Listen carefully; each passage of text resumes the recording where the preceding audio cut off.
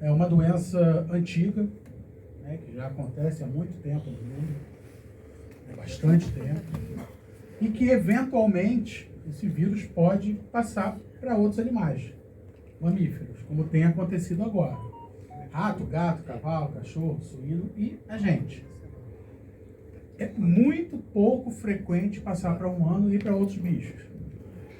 Quando passa para outros bichos, geralmente são animais marinhos, porque esse vírus está muito associado a aves migratórias, que passam o verão americano no hemisfério norte, e quando chega o nosso verão, vem para cá. A gente está praticamente acabando aí a temporada migratória das aves aqui, e elas vão agora começar a ir para o hemisfério norte. É uma virose altamente contagiosa. O que isso quer dizer? Que passa muito fácil de uma ave para outra. Né? Então, ela, quando chega, acaba causando o que a gente chama de surto. Uma em contato com a secreção da outra, todas vão adoecendo. Né? E por que ela é altamente patogênica? O que chama de influenza aviária altamente patogênica? Porque tem uma outra cepa do vírus que causa a influenza aviária de baixa patogenicidade. O que é isso? É que nem sempre leva à doença. Alta patogenicidade quer dizer que a maioria das aves que tem contato com esse vírus vão adoecer. E a de baixa patogenicidade, a maioria talvez não adoeça. O grande medo que o Brasil, enquanto país, tem hoje é com a avicultura comercial, com a criação de aves para exportação e ovos para exportação. A partir do momento que a influenza aviária, porventura, seja encontrada dentro de uma granja avícola, o Brasil perde o direito de exportar. Né? E aí, se a gente observar esse gráfico aqui da direita, né, o Brasil é o maior exportador mundial de carne de frango. Né? Então, isso teria um impacto econômico e social muito grande no país. Econômico para o país e para os criadores, e social para os criadores. Então, o grande medo do Brasil hoje é esse vírus migrar para dentro das granjas de criação.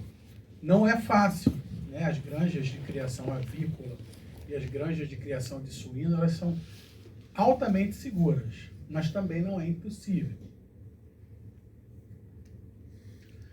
A influenza aviária, ela tem distribuição mundial, ela acontece no mundo todo, né? Praticamente no mundo todo, com ciclos pandêmicos, né? Pandemia é uma coisa que agora já está no linguajar comum da população. Todo mundo sabe que uma pandemia é uma epidemia que se espalha por vários países. Então, é muito comum acontecerem ciclos pandêmicos, pandemias de influenza aviárias em aves, não em pessoas, em aves. Mas a Organização Mundial de Saúde se precavê e coloca, né, a influenza aviária como uma doença de potencial pandêmico humano. Ou seja, a gente precisa fazer a vigilância e ficar de olho.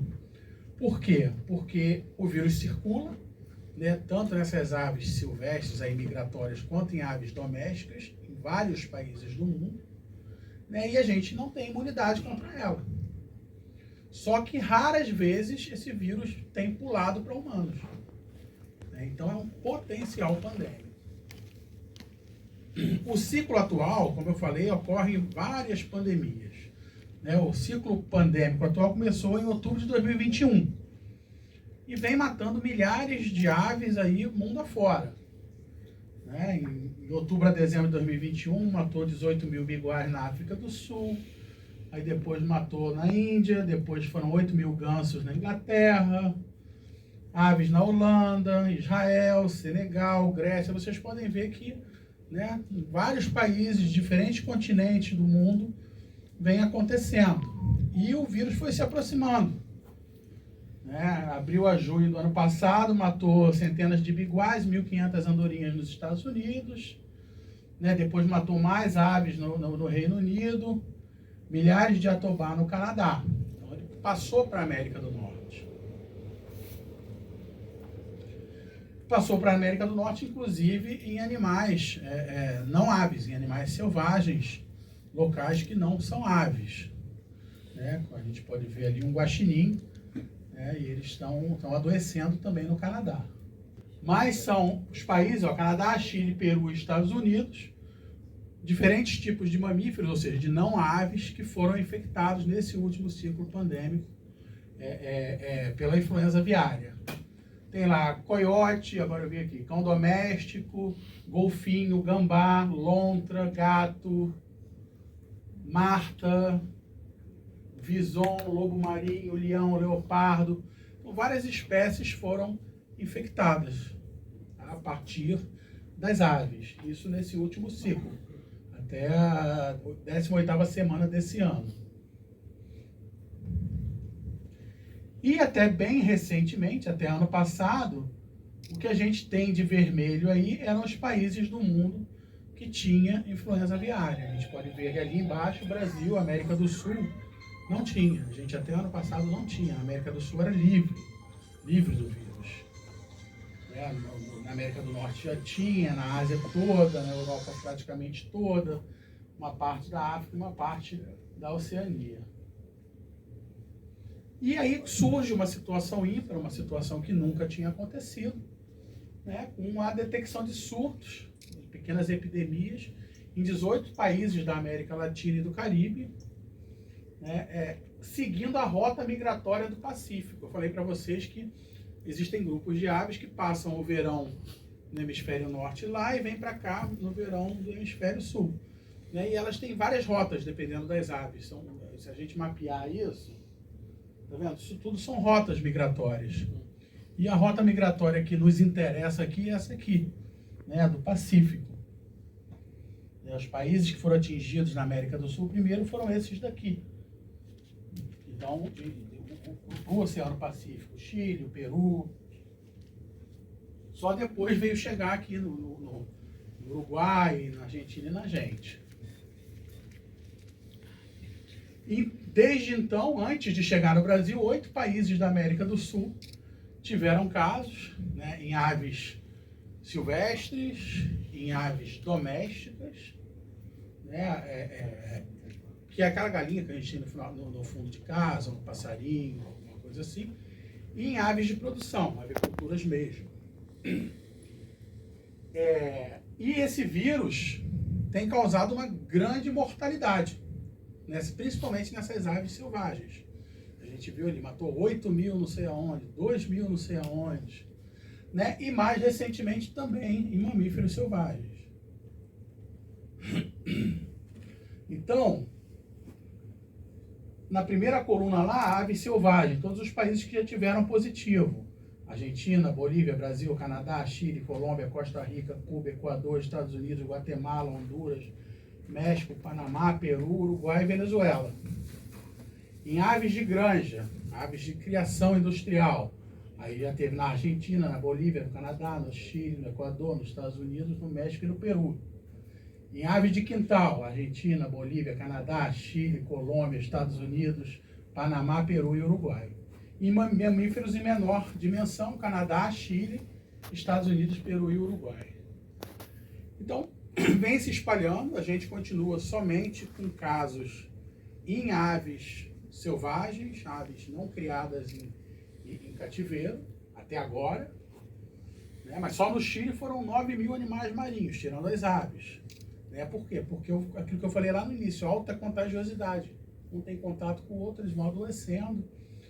E saiu um artigo recentemente, esse aqui da direita, que os pesquisadores chegaram à conclusão que houve uma alteração desse vírus, né? E ele adquiriu mais virulência, ou seja, mais capacidade de causar casos graves. Né? Existem, sem entrar muito em detalhes, existem 2 tipos de vírus, vírus DNA e vírus RNA.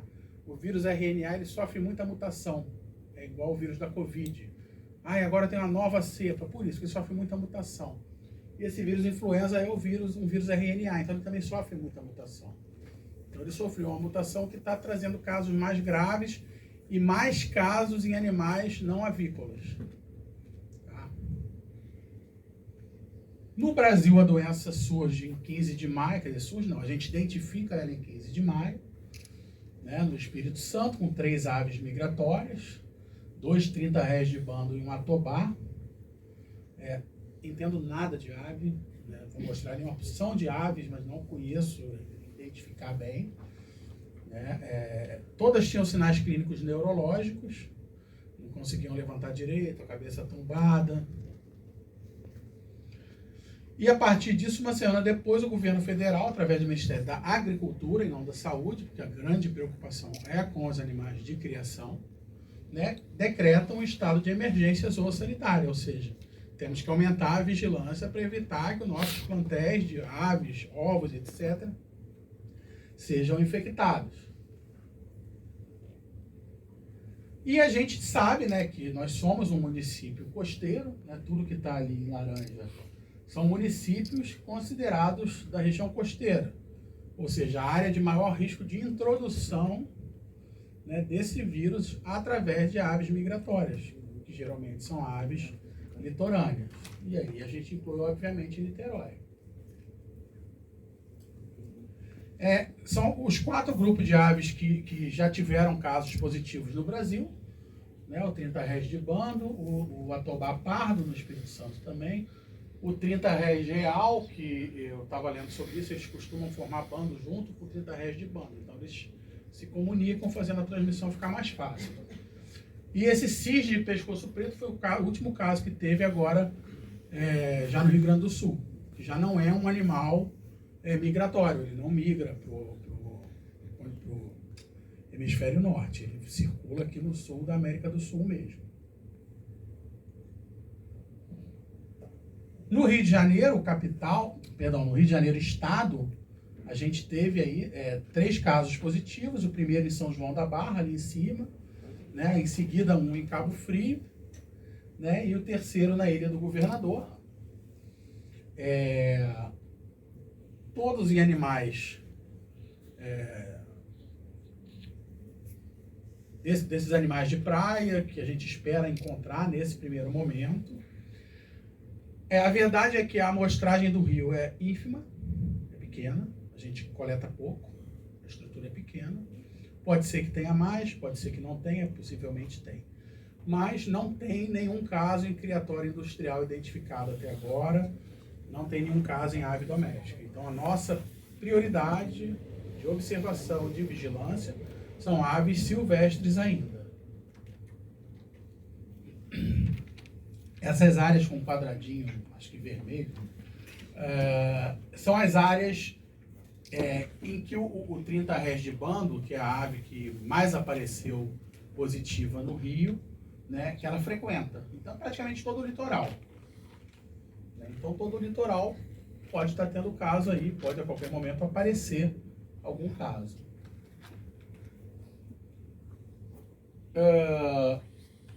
Esse é o exemplo daquele cisne que ele só circula no Cone Sul, né? Brasil, Uruguai, Argentina, ele não vai lá para fora. Mostrando que depois que o vírus é introduzido no país, não necessariamente ele vai ficar só naquelas aves migratórias, ele pode circular em outras aves daqui, se passar para elas. E para poder complicar um pouco a nossa vida, esse cisne ele ocorre no Rio de Janeiro. Ele ocorre no Rio Grande do Sul e no Rio de Janeiro.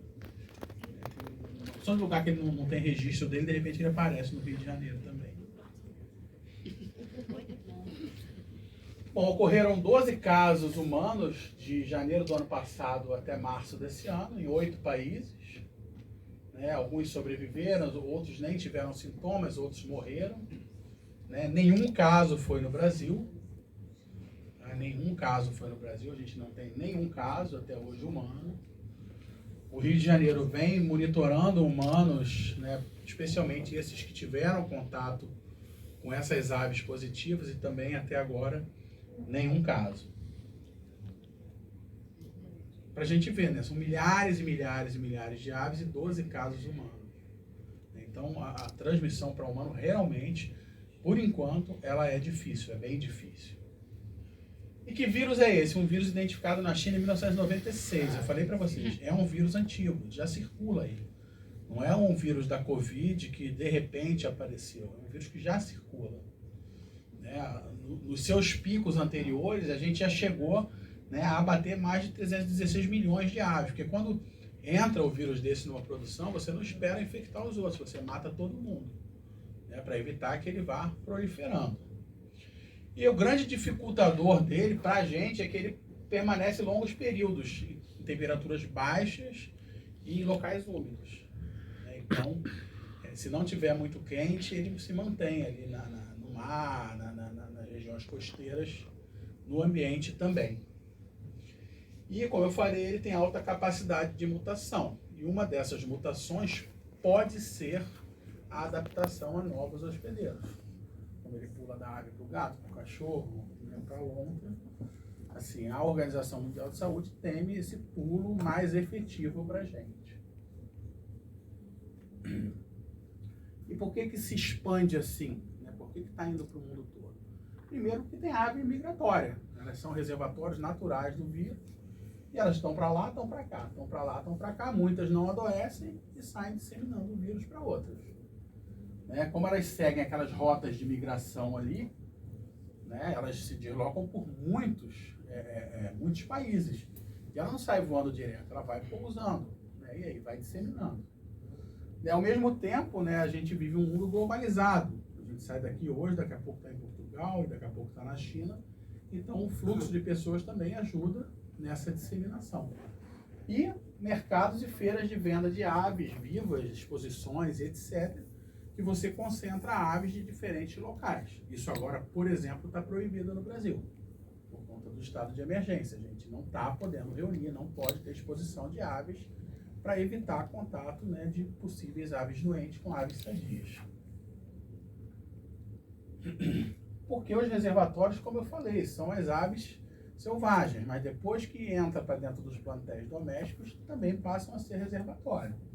O que vale para a gente é que elas ficam aqui no hemisfério sul até mais ou menos abril, maio. Então é hora delas voltarem para o hemisfério norte, porque aqui vai começar a esfriar e elas querem o calor. Essas aves migratórias, a gente tem aqui no estado do Rio de Janeiro 48, que são chamadas limícolas e que fazem rota internacional. A ave limícola são aquelas aves com a perna comprida, desprovida de pena, como uma garça, essas aves que têm a perna um pouco mais comprida e que vivem geralmente à beira-mar, nessas regiões, se alimentando de pequenos crustáceos. Elas são as principais em importância para a introdução do vírus aqui, no primeiro momento. E aí, mais uma vez, em vermelho, a riqueza, quanto mais escuro, mais rico é o município em aves dessas limícolas aqui no estado do Rio. Se a gente vê Niterói ali, está bem vermelhão. E agora eu vou passar rapidamente por uma sequência de aves. A maioria delas eu nunca vi, mas que são as aves que a Secretaria Estadual de Agricultura considera as mais importantes no momento aqui para o nosso estado. O maçarico pintado é um deles, ocorre em todo o Brasil, a marreca parda, o vira-pedra, maçarico do campo, maçarico branco, maçarico de papo vermelho, maçarico de sobre branco, maçarico pernilongo, maçarico de colete, maçariquinho, maçarico pra cá não. Maçarico rasteirinho, vê que eles todos têm a perna comprida, sem perna. Maçarico acanelado, batuíra peito de tijolo, batuíra de bando, gaivota de cabeça cinza, não é aquele gaivotão que a gente vê normalmente aqui. Marreca caneleira, 30 rés de bico preto, 30 rés também tem várias espécies, gaivota alegre, maçarico de costas brancas, maçarico do bico virado, marrecão, maçarico do bico torto, savacu de coroa, 30 rés das rocas,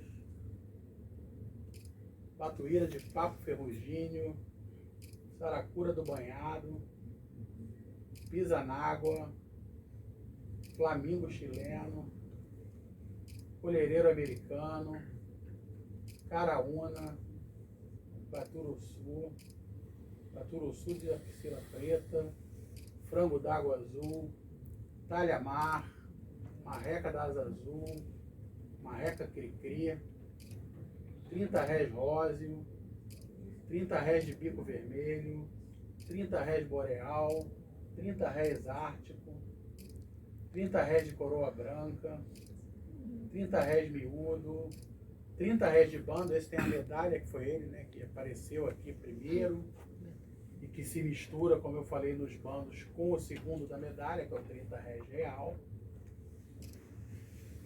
Maçarico de perna amarela, maçarico de grande de perna amarela, maçarico de asa branca, maçarico solitário. Essas são as principais espécies, mas introduzido aqui, qualquer outra espécie pode aparecer doente. Como ocorre essa transmissão? Principalmente, na grande maioria das vezes, pelo contato de uma ave infectada com uma ave sadia, ou de um animal sadio com uma ave infectada, ou de uma pessoa sadia com uma ave infectada, suas secreções, principalmente secreções respiratórias. Com menor chance de ocorrer, mas ainda assim ocorrendo a transmissão indireta. O contato com a carcaça de uma ave morta, com o EPI que alguém usou numa ave morta, com um carro que alguém usou e não limpou direito. Então, essa seria, você não teria o contato com a ave propriamente dita, mas com alguma coisa que teve contato com aquela ave. E o grande risco, o grande medo, né, da pandemia é que hoje, eventualmente, uma ave transmite para uma pessoa que teve contato com aquela ave. Um criador, alguém que mexeu ali, a pessoa que fez a coleta para mandar para o laboratório. O grande risco é, se em algum momento, uma mutação possibilitar que aquela primeira pessoa, aquele caso, o índice, passe para outra pessoa, e aquela outra pessoa passe para outra pessoa. Aí sim vira uma pandemia humana. O risco é o que a gente passou no caso da Covid. Por enquanto não tem esse risco, não. Não, por enquanto não aconteceu. E assim, nunca aconteceu praticamente com o vírus da gripe aviária. Já aconteceu com o vírus da gripe suína. Tá? Mas o suíno tem um vírus que tem receptor humano. Então é mais fácil da gripe suína passar para a gente do que a gripe aviária. Bom, entre aves ter contato com a ave doente lá, se infectar e começar a aparecer sintoma, aquilo que a gente chama de período de incubação, geralmente 14 dias. Então não é de uma hora para outra. Encostou numa ave doente, vai aparecer. Não, geralmente 2 semanas. Isso vai depender. Se ela ficou muito tempo encostada na outra, ela vai ter uma dose infectante maior, vai ter mais vírus. Então a chance desse período diminuir é maior. A via de exposição, se foi narina com narina, focinho lá, bico com bico, a chance de ser um período mais rápido é maior. Algumas espécies são mais afetadas e também da capacidade da gente identificar o sinal. Porque às vezes a gente não identifica que ela está doente. Mas geralmente 2 semanas. E os sinais que essas aves selvagens, porque até agora a gente só teve selvagens, vão apresentar. Eu não falo nem em sintoma, porque sintoma é o que o indivíduo sente. A gente não é a ave, a gente não sabe o que a ave sente. A gente consegue ver os sinais, que também variam muito em função da espécie envolvida, da cepa do vírus. Agora a gente já sabe que esse vírus está mais virulento, está afetando espécies de não aves, da virulência do vírus, ou seja, quantos casos graves ele consegue fazer, da imunidade da ave, se ela está saudável, se ela não está, e de infecções secundárias, que às vezes o vírus age, daqui a pouco vem uma bactéria em cima, causa uma infecção e piora a situação daquela ave. Então eu estou falando aqui em sinais em aves selvagens. Depressão. Como é que a gente vê a ave em depressão? Ela não está triste, chorando. A ave está na dela, está recolhida, está num canto, não está se locomovendo bem, está amuada. Sinais respiratórios. Pode estar escorrendo secreção pelo olho, pela narina, ela pode estar tossindo, o olho pode estar demasiado. É fácil ver? Não é. Umas aves dessas são desse tamanho. Se você chegar muito perto para ver, você está correndo risco. Né? A depressão já é mais fácil, a ave está afastada do banco, está paradona. Sinais neurológicos também são facilmente visíveis. Né? Ela está tendo convulsão, ela está tremendo, ela não consegue ficar parada. Na verdade, ou então ela fica completamente parada, com paralisia. Né? Ou então o pescoço em posição anormal, o pescoço caído. Né? São sinais neurológicos que a gente consegue visualizar com mais facilidade. Pode aparecer outros sintomas, né? Edema de membro, o membro ficar inchado, né? Vermelhidão na pele. Como é que você vai ver vermelhidão na pele da ave cheia de pena em cima? Não adianta querer fazer isso. E morte súbita, se começar a aparecer várias mortes de aves no mesmo local. Então, isso é o que importa para a gente. Né? Viu uma ave nessa situação, vamos acionar a cadeia responsável por dar sequência a esse atendimento. Às vezes a gente vê algumas propagandas, fala, mas a ave está comendo menos ração do que o normal. A gente não sabe quanto a ave silvestre come, então a gente não vai medir isso nesse momento, porque essa doença não entrou nos nossos criatórios. Então o que importa para a gente são as aves que estão soltas aí na rua.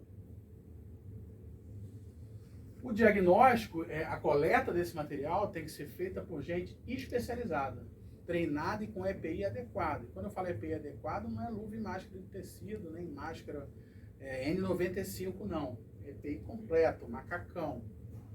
Tá? É um vírus de risco, então não pode. Existe um laboratório de referência no Brasil, que é o Laboratório Federal de Defesa Agropecuária de São Paulo.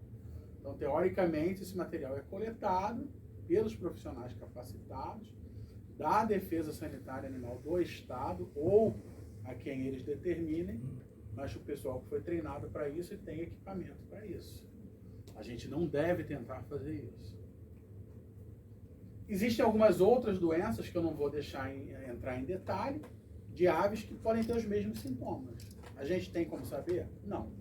Então a nossa função é simplesmente avisar, ó, tem ave doente, tem ave aparentemente doente, tem ave morrendo, não sei o que é, pode ser. Quem vai dizer o que é o diagnóstico diferencial lá no laboratório. Isso aí pra gente não importa.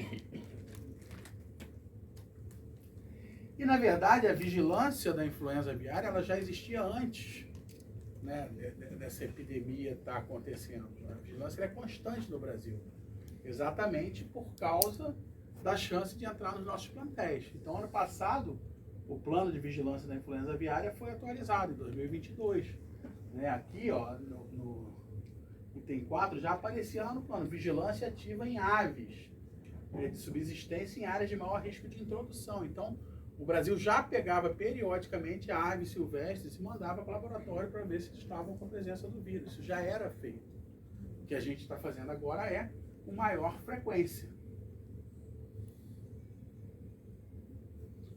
É uma doença de notificação obrigatória no Ministério da Agricultura, né? É uma doença, até então, era ausente no Brasil, então ela é de notificação prioritária, emergencial, em 24 horas. E o fato de aparecerem aves silvestres mortas, né, sem causa conhecida, é objeto de notificação no Ministério da Saúde. Né? Sempre foi também, há muitos anos. Então, essas doenças devem ser notificadas. Esses eventos do aparecimento da ave devem ser notificados. O que a gente não pode fazer? Né? Não tentar resgatar a ave. A gente não pode tentar resgatar a ave. Viu a ave, telefona, liga, avisa quem de direito. Mas não tenta mexer, não se aproxima. Não tentar resgatar animal aquático. Às vezes aparece. Né? Baleia, alguma coisa assim, não mexe. É muito comum tentar recolocar no mar um golfinho, mas nesse momento não é isso que a gente deve fazer. As pessoas que trabalham nesse resgate, né, têm que usar o EPI completo. É muito importante seguir as técnicas de biossegurança, elas que estão em maior risco. Notificar todos esses casos de animal suspeito, de animal doente, de animal aparecendo morto. Assim a gente está ajudando o sistema a funcionar.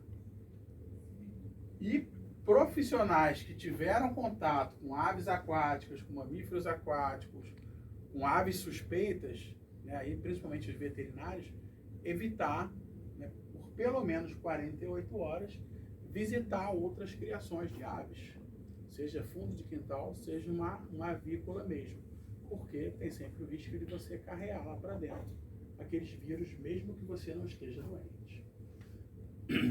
Ainda para os veterinários, é importante que eles atuem como sentinelas, porque uma clínica veterinária de Caraí, daqui a pouco pode chegar algum doido lá com uma ave e falar, ó, recolhi na praia, o que que eu faço?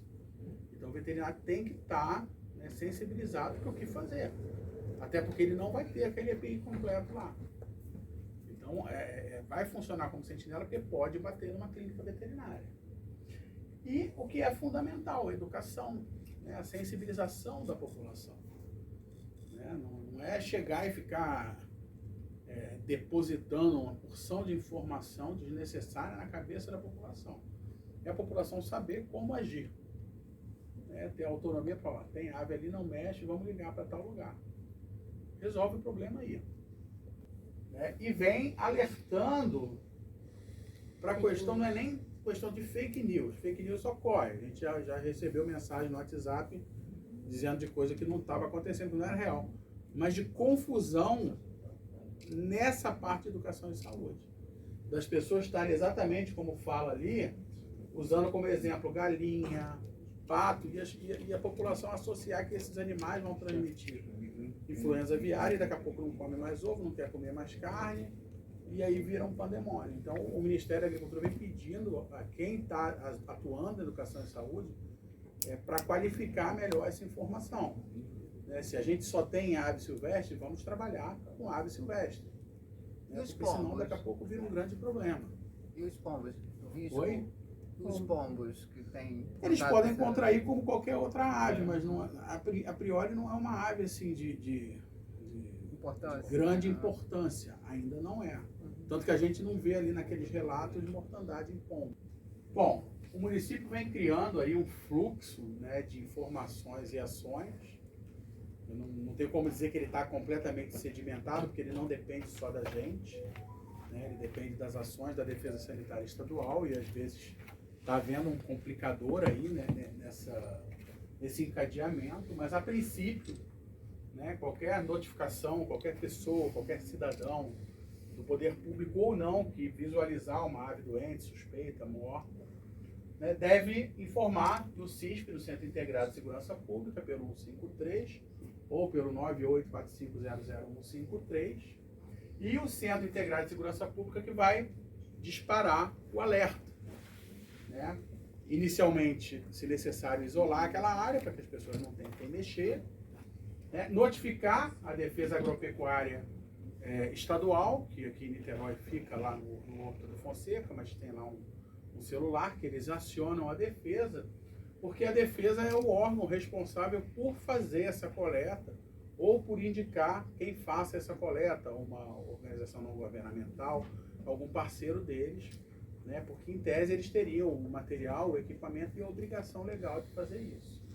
O CISP avisa também ao CIEPS, que é o Centro Municipal de Vigilância em Saúde, de Emergências em Vigilância em Saúde, porque caso alguém tenha tido contato com aquela ave, né, esse CIEPS precisa fazer a notificação lá de uma suspeita, de um contato no SINAM e acompanhar esses contactantes para ver se porventura eles vão desenvolver, né, a síndrome gripal, caso aquela ave venha a ser positiva. E o CISP avisaria também ao Centro de Controle de Zoonoses, né, porque a gente também é muitas vezes demandado por essas coisas e é importante que todo mundo esteja informado nesse sentido. Tem havido ruído, né, em que tipo de ave vai ser coletado ou não vai, mas a princípio apareceu, notifica, né, o CISP às vezes até deixou o celular porque pede para mandar uma foto da ave por Zap, que aí ele já manda para a defesa, porque a coleta é com a Defesa Sanitária Animal, ela que tem a competência para isso. Então, os três principais órgãos em nível municipal são o CISP, o CIEVS e o CCZ, tem aí os telefones, os e-mails e assim, repito, a competência, a obrigação legal para recolhimento desses animais é da Defesa Sanitária Animal do Estado, tá? Não é do município. O município é quem está ali frente a frente com a população, quem sofre a pressão. Mas a competência e a obrigatoriedade legal não é nossa. A gente é parceiro, né, em montar o esquema, a gente tem competência e obrigação legal de acompanhar casos suspeitos, humanos, contactantes, etc. Mas essa coleta a gente não faz, a gente não tem EPI para fazer, a gente não deve se expor a esse risco.